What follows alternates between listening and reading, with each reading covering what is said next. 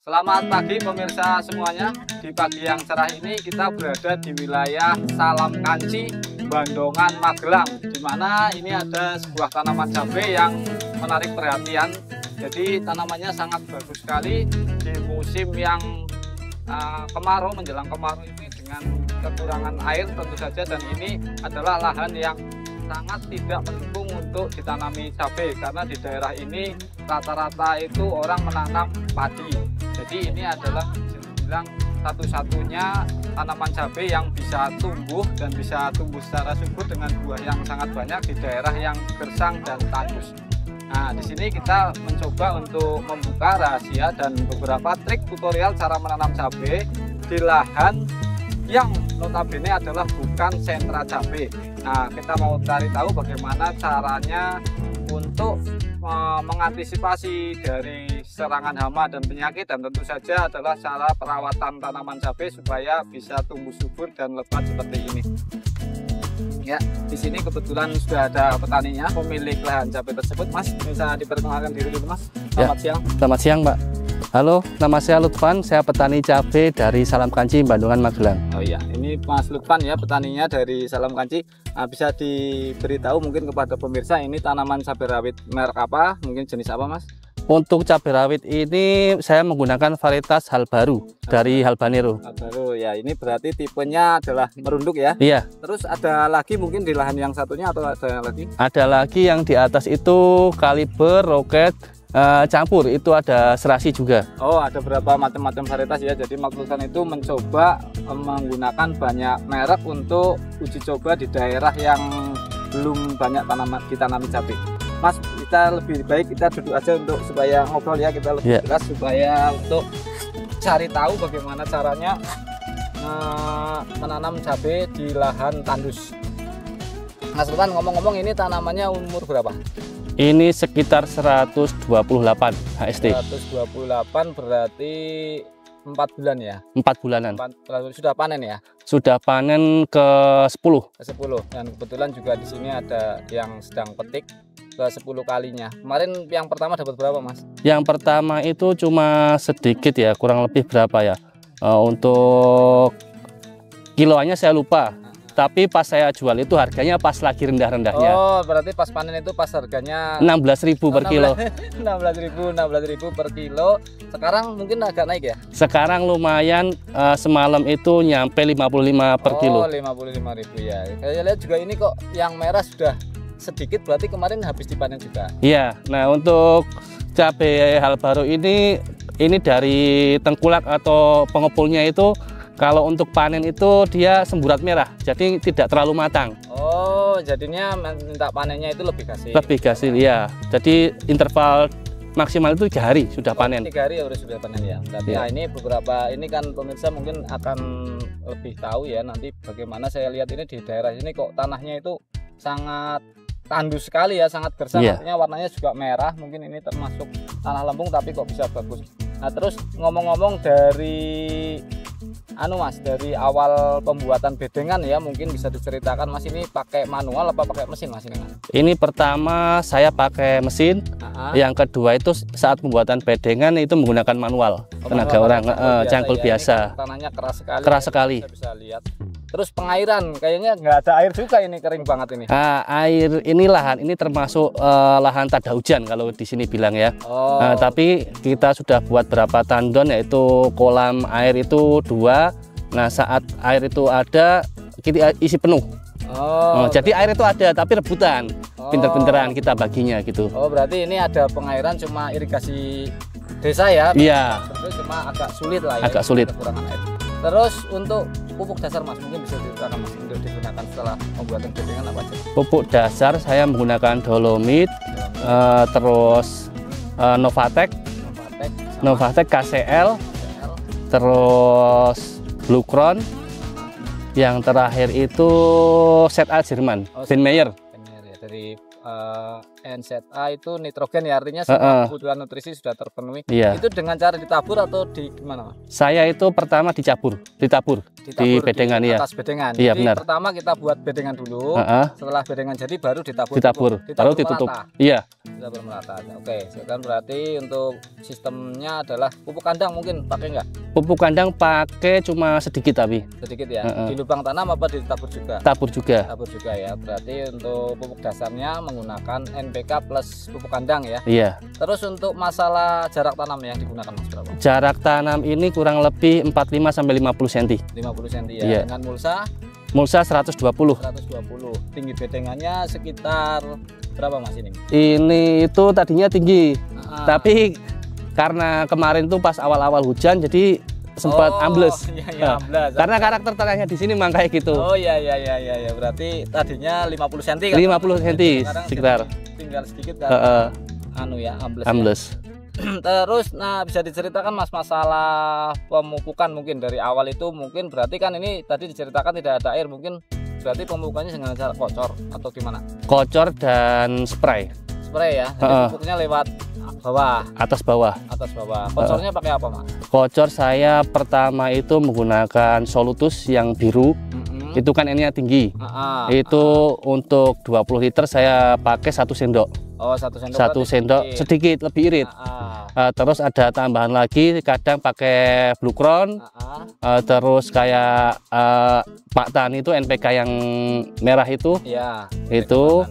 Terus asam humat saya pakai. Terus Trichoderma sama kadang kalsium. Kadang kalsium ya, berarti macam-macam pupuk ya sudah digunakan. Terus interval pengocorannya Mas? Untuk pengocoran saya lakukan 2 minggu sekali. 2 minggu sekali. 2 minggu sekali harus ngocor. Per tanaman kasih berapa? Per tanaman itu kalau saya kan pakai selang ya. Itu sekitar takarannya ya 1 gelas ya. 1 gelas ya. Berarti untuk sistem pengairannya lebih banyak diarahkan ke kocor ya? Kocor, tapi untuk yang airnya 3 hari sekali, jadi nggak pakai pupuk. Oh, nggak pakai pupuk? Oh, air biasa? Air biasa. Bisa disiram? Dikocorkan. Oh, dikocorkan, berarti disiram lah ya untuk pasti keringan itu dengan cara disiram menggunakan air biasa 3 hari sekali, pupuknya 1 minggu sekali? 2 minggu. Oh, 2 minggu sekali. Kalau untuk spraynya baru itu saya seminggu kadang sampai 2 kali. Oh, tapi dengan apa saya bedakan kayak komposisinya. Oh, pupuk pakai? Kebanyakan saya pakai Ben Meyer. Kayak yang apa itu yang kecil-kecil Vertilon. Oh, berarti nutrisinya dari daun juga ada? Daun ada. Jadi seumpama yang 3 hari pertama itu saya pakai Vertilon, Basfoliar Kombi, terus yang keduanya saya pakai Basfolian Avanatur atau yang Groaminik, terus saya mix lagi sama kalsium dan kalium. Nah, pokoknya banyak sekali ya. Berarti Mas Lutfan ini penyemprotannya juga rutin ya intinya? Rutin. Terus pakai obat-obatan hamanya apa coba? Hamanya ya kayak Abamectin, Emamectin ya. Untuk ulat kayak gitu-gitulah standar-standar. Nah, untuk fungisidanya mungkin? Fungisida, Mancozeb, terus yang paling utama itu saya Jamurlang. Oh, Jamurlang pakai ya. Azol, golongan azol ya. Golongan Jamurlang pakai. Jadi Mas Lutfan ini secara pengetahuan menanamnya ini sudah bagus ternyata. Jadi bisa apa namanya mensiasati bagaimana caranya lahan gersang ini ditanami cabai kok bisa tumbuh. Terus ini Mas Lutfan ngomong-ngomong ini udah nanam cabai berapa kali Mas? Kalau di sini baru 1 kali. Baru 1 kali. Ya? 1 kali karena lahan percobaan. Di sini itu sebelahnya itu tadinya ditanam cabai juga. Itu full 98 bule semua begini. Berarti memang di sini jarang ya? Jarang. Rata-rata daerah sini nanamnya apa berarti? Padi sama kalau ya paling singkong. Singkong ya. Berarti biasanya Mas di daerah ini tanami padi sama singkong. Mas Lutfan ini bisa dibilang adalah pertama kali ya? Pertama kali. Ya ada beberapa tapi ala ora. Ibaratnya kalau orang Jawa gitu kan nanam tinggal, udah panen sedapatnya. Panennya nggak banyak. Ini adalah salah satu contoh mungkin ya bisa dibilang. Terus kalau kayak gini Mas, ada nggak tetangga yang kepingin nanam kayak Mas Lutfan seperti ini, ada nggak? Ya banyak banget. Karena kalau saya panen tuh pasti saya gelar tuh, saya taruh di depan rumah tuh orang pada nanyain, wah enaknya pas harga tinggi gitu kan, pada nanya gitu kan, modalnya berapa dan segala macam. Terus saya bilang tuh yang penting kalau mau nanam cabai itu telaten, jangan terlalu banyak, terus interval berapa bulan tuh nanam. Jadi salah satu tanaman cabai itu ada yang kena harga gitu. Ya. Berarti ini memang masyarakat di sini masih jarang ya? Masih jarang banget. Istilahnya kalau Mas Lutfan panen cabai itu do gumun istilahnya. Gumun. Loh, kok iso panen padahal tanahku ditanduri telo nggak jadi kok ini kok bisa panen seperti itu ya? Iya. Ada nggak yang terus tanya sampai detail berapa biayanya begitu, ada nggak? Iya ada. Tetap ada ya? Ada. Terus obatnya apa, anunya apa, ada juga orang yang minat untuk menanam? Ada, tapi kalau untuk nanam cabai itu orang pertama tuh takut dengan modal, Mas. Oh ya.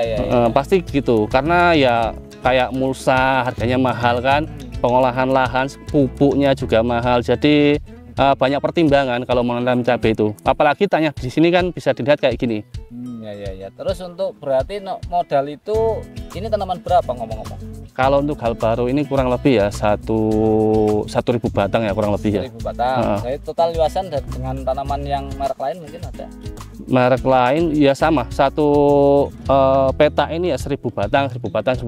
Berarti totalnya ada? Kurang lebih itu 4.500-an ya. 4.500-an. Sekali tanam langsung 4.500 dengan gambling istilahnya. Jadi apa enggak itu belum tahu ya pada saat belum tahu. Yang penting mantep aja. Yang penting mantep aja. Dengan penanaman segitu kira-kira modal yang diperlukan berapa sebenarnya? Ya untuk saya boros-borosnya ya itu sekitar hampir 30 juta ya kurang lebih ya. 30 juta ya? Iya, karena kan lahan juga ngontrak dan kita juga beli kayak mesin semprot itu kita beli baru. Jadi yang membekat di situ modal awal. Oh, termasuk lanjaran. Ajir gitu kan baru. Itu sudah termasuk sama tenaga kerjanya. Tenaga kerja sudah. Sudah. Tapi belum termasuk tenaga panen ya? Belum itu sendiri. Karena awal-awal tuh saya terjun sendiri, Mas. Jadi yang ngocor itu mulai umur 0 HST sampai 60 tuh saya. Setelah itu kan saya udah nggak sanggup kan karena ada kesibukan lain, saya bayar tenaga. Oh, bayar tenaga berarti kurang lebih kalau saya hitung itu 30 juta dibagi 5.000 katakanlah ya, itu sekitar 6.000 per batang. Iya. 6.000 per batang ya, kurang lebihnya ya. Kurang lebih segitu. 6.000 per batang. Nah, terus kemarin itu dapat berapa kilo terakhir petik? 3 hari sekali itu saya dapat naik turunnya itu sekitar 80 kilo dari 4.500 batang. Iya. Panenan keempat atau berapa? Itu panenan ke antara 67 ya. 67 ya, sudah mendapatkan 70 kilo. Terakhir dapat harga Mas? Yang tadi malam harga 55.000. Katakanlah di 70.000 aja sekali petik itu berarti 50.000, katakanlah 70 kilo kali 50.000 berarti dapatlah 3,5 juta ya? Iya. Bersih ya? Bersih ya, udah dipotong sama kerja yang 5 kilo katakanlah. Iya. Sudah dapat 3,5 juta. Nanti bisa nggak kira-kira ini 10 kali panen? Ya bisa. Kalau lihat dari tanamannya bisa, karena setiap panen kita juga melakukan spray ya. Kocor juga kita rutin dari dengan penyiraman air biasa, dengan pupuk juga rutin. Ya pasti pertumbuhan bunga juga akan terus berlanjut. Harusnya bisa ya? Bisa. Berarti kalau itu kan baru balik modal paling 10-an juta paling ya? Iya. 10-an juta masih kurang sekitar 20 juta. Ini nanti ditarget kepetikan berikutnya ini bisa awet mestinya ya. Terus gini Mas, ini kan saya lihat itu ada beberapa jenis merek ya. Saya keliling-keliling itu ada yang tipenya turun, ada yang tipenya naik, ada yang daunnya keriting, mungkin ada daunnya yang lebar. Itu Mas Lutfan itu pakai benihnya apa? Oh, saya campur-campur Mas. Yang untuk yang lahan ini hal baru. Terus atasnya itu saya pakai kaliber. Atasnya lagi ada roket, terus ada serasi juga. Oh, jadi banyak merek ya? Banyak merek campur. Jadi sekali nanam cabai langsung menggunakan banyak merek. Terus hasilnya mirip-mirip ya? Iya, mirip-mirip sih. Karena kan kalau benih dari pabrik itu udah diuji kualitasnya kan. Jadi kita lebih mantep lah gitu. Terus ngomong-ngomong ini Mas Lutfan itu kan pertama kali nanam cabai. Ini belajarnya itu dari siapa? Oh, saya banyak Mas. Saya tuh belajar dari ya yang lebih senior terutama ya. Terus saya juga melek ini ya, perkembangan zaman. Kayak media sosial saya juga ngikutin. Oh, berarti di YouTube, Facebook, kayak TikTok saya juga ngikutin. Jadi saya pelajari, oh ini kayak gini caranya, kayak gini untuk hama seperti ini ya. Kita belajar terus lah. Belajar terus. Jadi ada mentornya ya? Ada mentornya. Terus juga dari grup-grup pertanian mungkin di Facebook, di YouTube, di apa? Ada juga. Terus ini Mas Lutfan, sampean itu melihat benih itu kira-kira fanatik enggak terhadap satu merek tertentu atau enggak? Kalau saya nggak terlalu ya. Nggak terlalu ya. Yang penting itu perawatan sih. Yang penting perawatan tadi ya. Perawatan tadi yang kunci utama itu perawatan. Ya benih otomatis kan kalau dari pabrik sudah ya kita percaya kan sudah teruji lah. Tinggal perawatan saja. Tinggal perawatan saja. Terus ini Mas Lutfan, kalau misalnya itu ada nanti pemirsa itu pingin tahu, ingin membeli benih-benihnya ini bisa di mana, Mas? Nah kebetulan saya juga ada toko online kan. Oh jadi Mas Lutfan itu buka toko? Buka toko juga. Buka toko tapi nggak itu? Nggak offline lah, lebih ke online. Oh lebih ke online. Karena waktu terbatas juga kan di lahan juga. Nanti bisa didapatkan di situ. Oh ada ya? Ada, itu benih apa aja ada. Nama toko online-nya apa? Ontran Tani TV. Oh Ontran Tani TV. Jadi saya lihat juga kemarin pernah juga di YouTube ada ya? YouTube ada juga. Oh YouTube ada. Jadi untuk apa namanya promosinya itu lewat YouTube? Ya kita promosi itu lewat media sosial, nggak cuma YouTube, TikTok, Facebook juga kita promosi. Oh berarti untuk para pemirsa itu semuanya kalau mau beli itu bisa di tokonya Mas Lutfan itu ternyata punya toko. Dari tadi saya saya ajak ngobrol, ternyata kok pengetahuan tentang pertanian ini sangat tinggi sekali. Jadi memang istilahnya ini adalah petani gaul lah. Petani muda yang gaul. Jadi melek teknologi, juga punya toko juga, dan ini nanti bisa membeli di tokonya Mas Lutfan ya. Tapi namanya diulang lagi Mas, namanya Ontran Tani TV. Ontran Tani TV ya. Mungkin di sosmed ada, di toko-toko marketplace juga ada Ontran Tani TV, mungkin bisa dicari lah untuk membeli jenis-jenis benih yang ditanam ditanam di daerah sini, di daerah Bandungan ini, dan terbukti hasilnya sangat bagus sekali. Mas ini berarti sampean punya toko, terus sampean mau membuktikan sendiri apa yang dijual gitu ya? Iya, kalau ada produk baru, terus yang katanya itu yang tahan Gemini atau gimana itu produktivitas tinggi, saya tanam sendiri, saya buktikan langsung. Jadi memang untuk sebagai pembuktian. Iya, jadi kalau nawarkan barang tuh nggak cuma kita modal katanya, ini loh kayak gini. Faktanya ada. Kalau mau dicek di lahan juga ada. Untuk lokasinya ini sekali lagi di daerah Bandungan ya. Nanti pemirsa juga ini adalah updatean video terbaru. Jadi pemirsa kalau mau belajar bisa langsung ke lahannya Mas Lutfan. Tapi ngomong-ngomong, di lahan itu setiap jam berapa Mas? Setiap hari di lahan apa sering? Kalau sekarang saya nggak terlalu sering ya. Paling seminggu itu bisa 3 sampai 4 sore. Karena kalau siang itu panas banget Mas. Oh ya. Paling kalau pagi sama siang tuh ada tenaga yang nyepray atau pas lagi metik ya metik. Tapi kalau malam dijaga nggak Mas ini? Kalau sini enggak sih ya. Aman ya? Insya Allah aman. Aman ya, kalau nggak dijaga. Tapi tetap nanti kalau mau menghubungi telepon mendingan lewat itu tadi ya. Cari aja Ontran Tani TV. Lewat media sosial Ontran Tani TV nanti bisa. Beberapa kontaknya ya.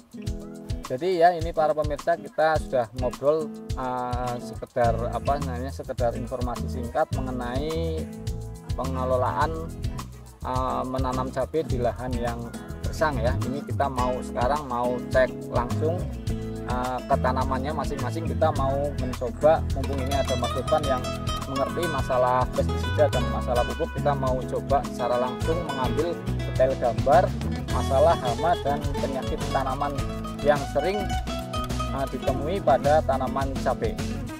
Oke, yuk Mas Lutfan, kita mau nyari-nyari lahan yang terserang tanaman.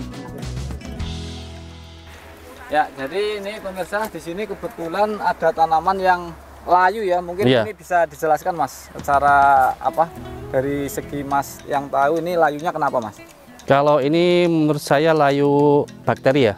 Layu bakteri ya. Karena di sini tuh lahannya kering banget. Jadi kadang tuh kalau penyiraman tuh hampir kayak layu semua. Nanti kalau setelah dikocor lagi seger lagi. Nah ini salah satunya yang kering itu jadi buat jalan bakteri masuk. Oh, jadi untuk ini layunya karena kekurangan air gitu aja. Ya? Terus ini bisa nggak dicegah, Mas? Kalau kayak gini bisa. Salah satunya bisa dikocorkan dengan menggunakan fungisida. Oh, fungisida. Fungisida yang dipakai? Kalau saya biasa yang murah ya Mancozeb lah. Mancozeb ya. Ini jadi pemirsa, ini adalah contoh tanaman yang layu ya. Nanti kita mau cari tahu juga beberapa penyakit yang sering kita temukan pada tanaman cabai. Yuk Mas, kita cari lagi Mas mungkin Mas. Kan langsung ireng-ireng ono kae. Ono ireng-ireng pucuke. Oh, ini Mas, ini ada juga nih Mas. Ini kenapa Mas? Ini Mas. Nah, ini nih. Nah, ini pemirsa. Nah, ini. Oh, ini juga ada nih. Ini juga Mas. Nah, ini kenapa Mas? Ini salah satu penyakit yang umum ada di cabai, yaitu antraknosa. Antraknos ya. Ini berarti jamur. Ya? Ini penyebabnya kenapa? Penyebabnya jamur, itu jamur. Terus cara mengantisipasinya? Biasanya saya menggunakan kayak merek dagang Jamurlang, terus Mancozeb kayak gitu. Kita spraykan. Caranya disebutkan ya. Ini sempat telat kita spray, jadi terserang hama. Oke, berarti ini jamur, terus kita cari lagi beberapa. Oh, ini ada. Oh, ini apa Mas? Nah, ini jenis kutu-kutuan ini. Bisa lihat.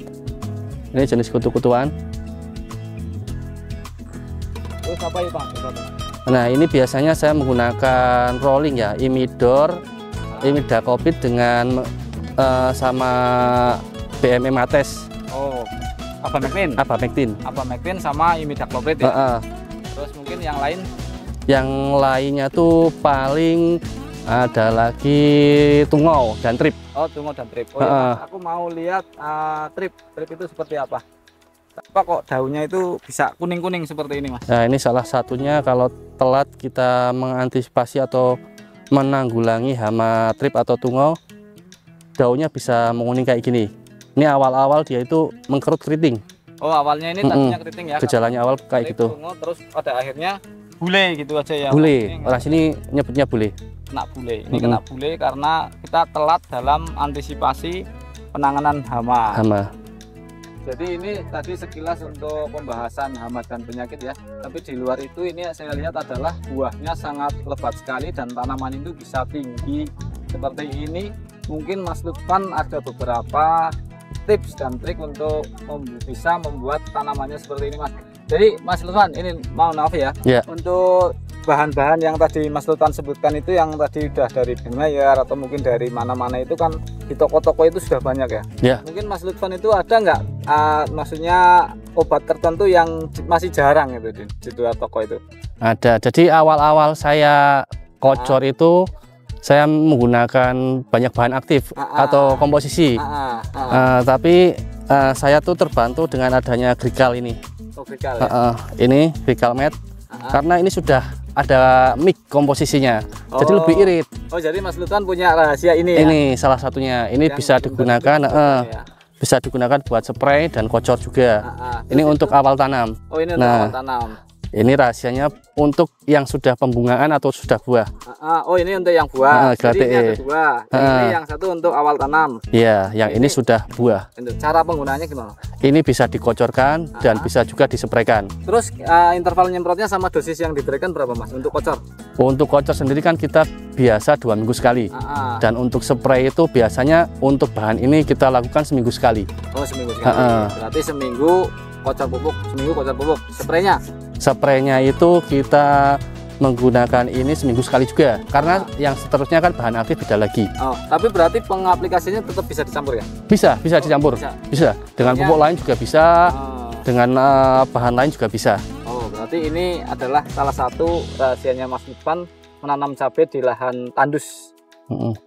Berarti intinya adalah tadi benih yang digunakan itu dari kesimpulan yang tadi saya ngobrol itu secara umum untuk benihnya itu rata-rata hampir mirip ya Mas ya? Hampir mirip.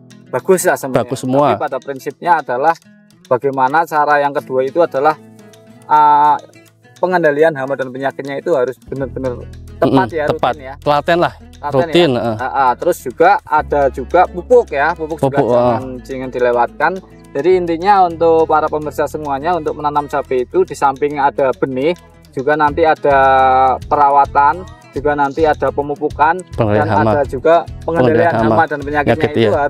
harus jalan menjadi satu kesatuan ya. Harus bersinergi. Nggak bisa ya satu saya benihnya bagus, tapi Enggak. nanti enggak bisa seperti Nanti itu. kita lihat ada yang benih bagus tapi tidak dirawat. Oh, ada juga ya, berarti tetap perawatan dan pengendalian hama penyakit itu menjadi penting dalam budidaya tanaman cabai. Oke, mungkin sekian dulu Mas waktunya dari Mas Lutfan. Mungkin saya mohon pamit, ini masih ada acara lain. Siap. Terima kasih banyak Mas Sama-sama. atas waktunya.